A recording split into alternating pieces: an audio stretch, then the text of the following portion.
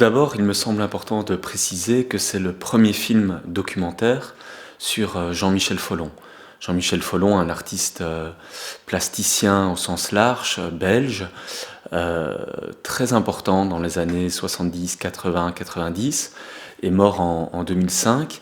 C'est vraiment quelqu'un qui a marqué l'inconscient collectif en Belgique, mais aussi en France, en Italie.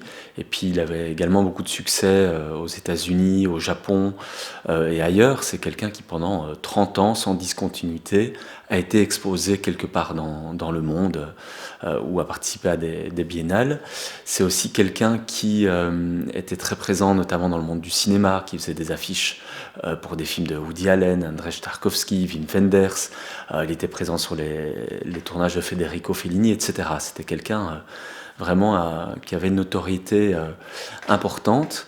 Alors, je dirais presque paradoxalement, pour ce premier film, et malgré sa notoriété, j'ai souhaité non pas faire un film, je dirais classique, sur la vie et l'œuvre de Jean-Michel Folon, mais un film que je qualifierais d'organique.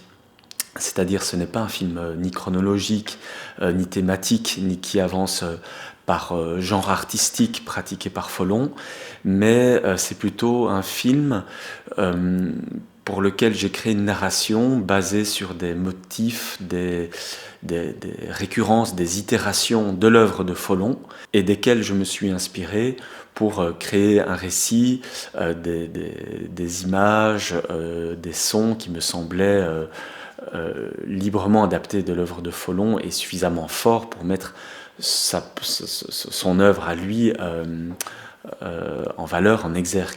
Et pour appuyer ce montage, cette narration organique, il m'a d'emblée semblé intéressant que Folon soit, malgré lui, puisqu'il est mort en 2005, le narrateur du film.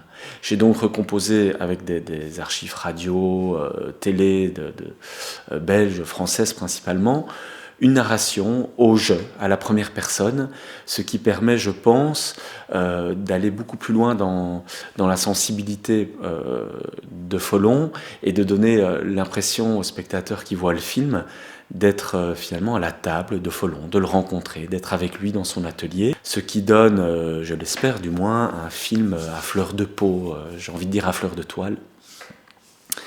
C'est un film aussi où j'ai tenté de reprendre les thèmes qui sont chers à Folon et qui sont importants dans son œuvre et qui sont en fait qui demeurent évidemment très contemporains. C'est le thème de l'écologie, c'est le militantisme assez prononcé qu'avait Folon contre l'ultralibéralisme, ces questions sur les médias, sur la solitude dans la foule, sur le rapport de l'humain et de la nature, etc.